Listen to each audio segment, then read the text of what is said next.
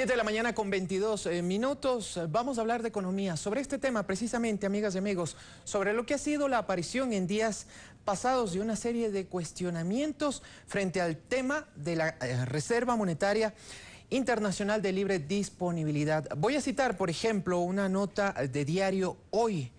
Se califica como una inquietante caída de la reserva de libre disponibilidad. También hay otros cuestionamientos, por ejemplo, como lo cita Diario Expreso. En este caso nos referimos a medios impresos. César Robalino, presidente de la Asociación de Bancos, según esta nota, dijo que el gobierno estaría en condiciones de iliquidez para responder frente a los activos del fondo que aglutina recursos del sector público. Precisamente sobre este tema nos va a hablar el economista Martínez, quien fuera, vamos a citar también parte de su trayectoria, subsecretario de Ciencia y Tecnología, fue asesor de esa misma institución y también se ha desempeñado como subsecretario general de Planificación para el Buen Vivir. Algunas funciones ha cumplido el economista Martínez, bastante joven, pero bueno, un profesional con una amplia trayectoria. Bueno, economista, frente a esto vamos a tratar de ser lo más didácticos para entender, ¿debe o no preocupar y en qué medida esta supuesta denuncia que apareció publicada en algunos medios? Buenos días. Bueno, Néstor, muy buenos días y buenos días a la ciudadanía. En efecto, las reseñas que aparecieron en días pasados creo que obedecieron a un orden netamente político. Aparecieron 2 semanas antes de las elecciones. Por suerte la ciudadanía no deja ya que este tipo de cosas trasciendan.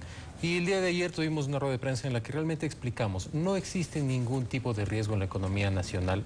Ayer fuimos sumamente enfáticos. La liquidez de la economía, que es algo, para decirlo en palabras muy sencillas, la cantidad de dinero que hay en la economía ecuatoriana no ha dejado de crecer en estos últimos 5 años.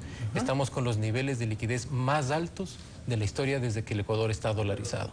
Entonces, esa asociación que pretenden hacer algunos actores entre los niveles de la Reserva Internacional y la liquidez es completamente falsa y carente de todo fundamento. Vamos con 2 temas. En primer lugar, ¿cómo están las cifras oficiales? Ustedes nos han hecho llegar algunas cifras, he estado revisando también unas que presenta el Banco Central del Ecuador. En promedio bordean los 3.300 millones de dólares, si no estoy mal. Y también, sobre todo, la afectación al ciudadano común. Estos temas económicos a veces un poco complejos de entender a priori, pero bueno, también cómo pueden afectar en un momento determinado al ciudadano de a pie. Bueno, sí, muchísimas gracias. Es una pregunta sumamente importante aclararle a la ciudadanía. Los niveles de la RILC, que no es otra cosa sino que los activos que tiene el Banco Central en el extranjero, realmente no tienen una afectación al ciudadano, porque el ciudadano tiene otros mecanismos para que se le pueda garantizar lo que tiene en los bancos, en sus cuentas y en su circulante. Es decir, al ciudadano no le está faltando liquidez, el ciudadano no le falta dinero, el ciudadano puede operar tranquilamente. Para garantizar los depósitos que tienen los ciudadanos en los bancos hay otros mecanismos que antes de este gobierno no existían y eso no salen a decir los bancos privados. Existe, por ejemplo, el Fondo de Garantía de Depósitos y el coeficiente de liquidez que obliga a los bancos a tener, en lugar de tener la plata afuera, a tener la plata aquí dentro del país. Entonces, para la ciudadanía no existe ningún peligro. Una asociación entre Reserva Internacional y salud de la economía del sistema financiero es realmente un sinsentido total.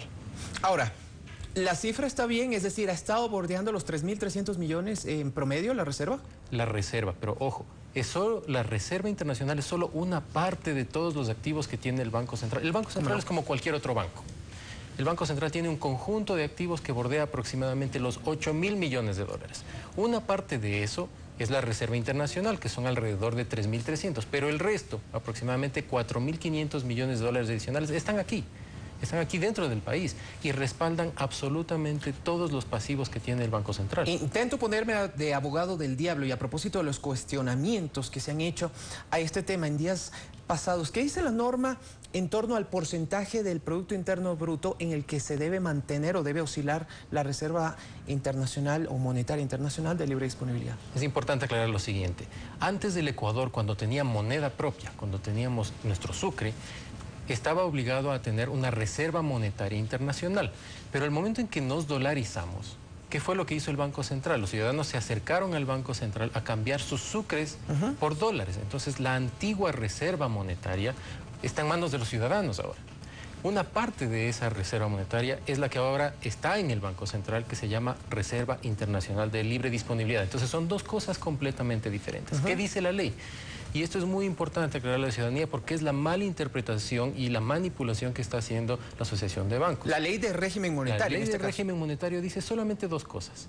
Que la Reserva Internacional de Libre Disponibilidad debe respaldar la moneda en circulación, que son las monedas que tienen los ciudadanos en sus manos, y los depósitos de las instituciones financieras, es decir, lo que ellos tienen por encaje bancario en el Banco Central.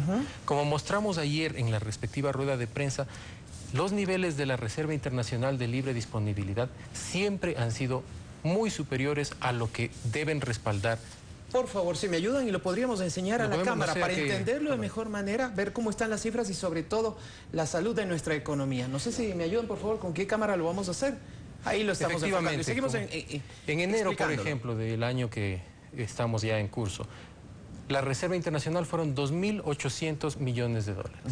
Y lo que debe respaldar fueron 2.239. Entonces está más que respaldado por encima del 100% las monedas y los depósitos de las instituciones financieras. Y al día de hace 2 días, 18 de febrero, la RILD está en 2.700 millones y lo que debe respaldar 2.028 millones. Entonces, toda esta desinformación que se ha generado no tenía ninguna otra intención, sino que en época electoral afectar al gobierno, y el día de ayer lo desmentimos completamente. Bueno, yo creo que este tema ha quedado bastante aclarado, economista, y simplemente como corolario de este diálogo también si quisiera que usted me dijera, bueno, ¿cómo encontró el Banco Central del Ecuador? Usted tiene pocos días al frente de esta institución y especialmente le hago esta pregunta con un ingrediente adicional.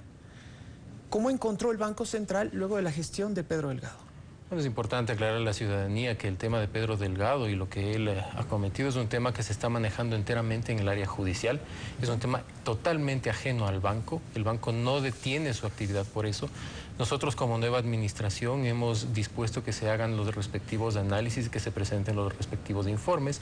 A la brevedad posible, apenas la nueva administración haya realizado esos informes y en caso de haber algo, remitiremos a las autoridades competentes. El banco sigue funcionando, la economía nacional goza de excelente salud, no existe ningún problema de liquidez en la economía, no se ha dejado de hacer ningún tipo de pago y eso es importante aclararle a la ciudadanía. Esto es lo más importante y sobre todo que no habrá, o por lo menos está descartada cualquier tipo de afectación para el ciudadano común, como lo mencionó el propio economista Diego Martínez. Muchísimas gracias por haber estado aquí presente. Gracias, Néstor. Muy amable. Gracias.